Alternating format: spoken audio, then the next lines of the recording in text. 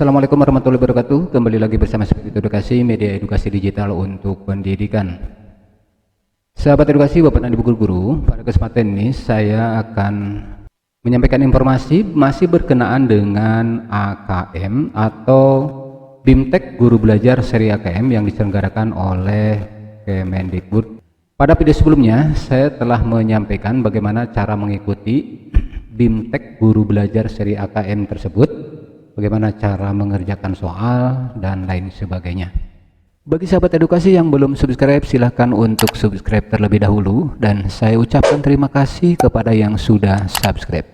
Dan apabila dirasa konten ini bermanfaat, silahkan untuk klik tombol jempolnya dan berikan komentar di kolom komentar, dan jangan lupa untuk memunyikan loncengnya agar selalu update konten berikutnya. Sahabat edukasi, sebagaimana ketahui bahwa program AKM dan Asesmen Nasional yang semula akan dilaksanakan pada bulan Maret 2021, akan tetapi karena sesuatu dan lain hal, sehingga atas dasar pertimbangan tersebut pemerintah merubah jadwal atau jadwal menjadi mundur, sehingga muncul jadwal AKM terbaru.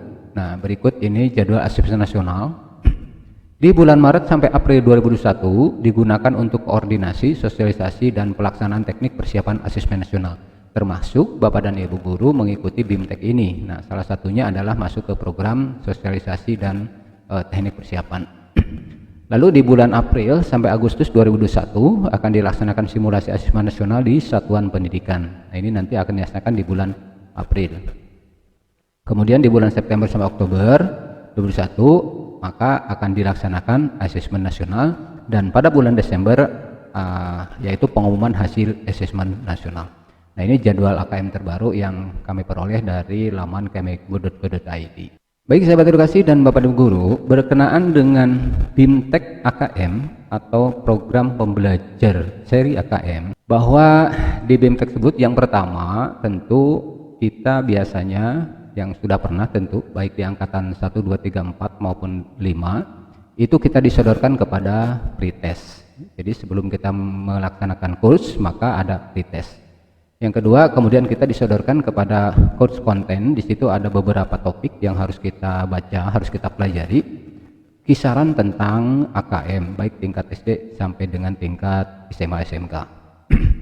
Kemudian yang ketiga, kita dihadapkan kepada post test atau evaluasi dari hasil kurs konten yang telah kita pelajari. Dan terakhir tentu kita akan mengetahui nilai passing grade-nya yaitu 70%. Artinya ketika Bapak dan Ibu guru mengikuti pretest, kemudian kurs konten, kemudian post test, maka nilai passing grade-nya berapa. Nah, kalau misalkan 70%, maka Bapak dan Ibu dinyatakan lulus dan berhak mendapatkan sertifikat setara 32 jam.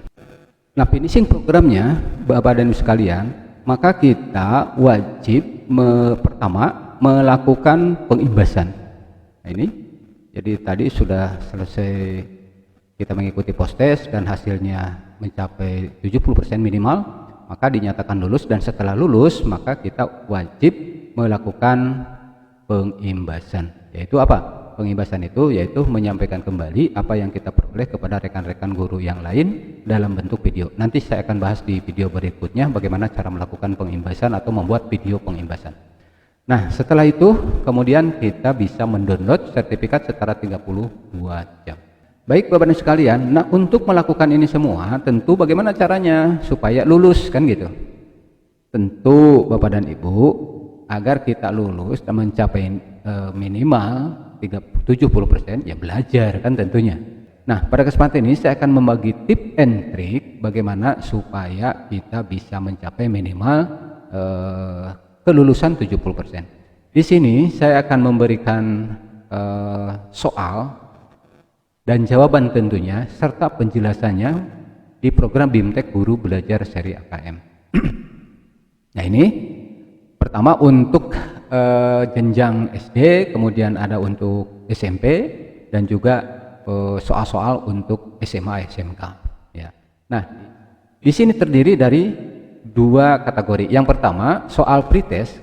Soal pretest itu ketika kita belum mengikuti course konten atau belum mengikuti materi pelajaran, maka kita disodorkan kepada 30 soal pretest ya, kepada 30 soal pretest, dan kita harus menjawabnya. Nah, setelah kita kursus, kemudian kita mengikuti materi, baru terakhir nanti post test. Nah, yang pertama kita akan buka dulu soal pretest. Nah, ini soal pretest ada 30 soal pra BIMTEK guru belajar seri AKM di sini. Nah, ada 30 soal. Ini semua peserta ini pasti menemukan soal-soal seperti ini. Tapi soal di laman itu, soal di Kemendikbud itu biasanya random ya, Bapak dan Ibu, biasanya random. Pisahkan. Ini nomor 1, pernyataan yang benar mengenai asesmen nasional, yaitu di sini ada A digunakan sebagai dasar perbaikan kualitas pembelajaran, B digunakan sebagai penilaian, C diberikan di akhir jenjang untuk kelulusan, D diberikan untuk menilai prestasi pendidikan setiap daerah. Nah, di sini ada jawabannya, yaitu A digunakan sebagai dasar perbaikan kualitas pembelajaran. Ini nomor 1. Kemudian nomor 2, nomor 3 dan sebagainya. Nanti Bapak dan Ibu dihadapkan kepada soal-soal seperti ini gitu kan. Ya, soal-soal seperti ini ada 30 soal. Nah, ini soal yang diberikan sebelum kita melaksanakan kurs konten. Baik, itu soal yang untuk pretest. Selanjutnya kita akan melihat soal jenjang, soal post test atau evaluasi ya, soal evaluasi untuk jenjang SD dulu. Nah, ini untuk SD. 30 soal post test program guru belajar seri AKM jenjang SD, berikut jawaban dan penjelasannya. Nah, di sini misalkan ini contoh, misalkan nomor 1. Pernyataan yang benar mengenai asesmen nasional yaitu digunakan sebagai dasar perbaikan kualitas pendidikan, B, C, D, dan ini. Kemudian di sini jawabannya adalah A, digunakan sebagai dasar perbaikan kualitas pendidikan. Kenapa? Nah, di sini ada penjelasannya Bapak dan Ibu. Penjelasannya bahwa asesmen nasional diberikan untuk mengukur kualitas pembelajaran di setiap satuan pendidikan, bukan untuk mengukur capaian hasil belajar siswa. Nah, ini penjelasannya. Kemudian nomor 2 juga sama ya. Di sini ada jawabannya. Jawabannya yang nah ini yang miring dan ada garis bawah, itu jawabannya. Tapi kalau misalkan ada yang keliru salah ya tolong diberikan komentar dan lain sebagainya. Nah, kemudian nomor 3, nomor 5, 4, 5 terus sampai ke bawah di sini. Nah, saya contoh nomor 1 misalkan, nomor 6 yang saya bacakan.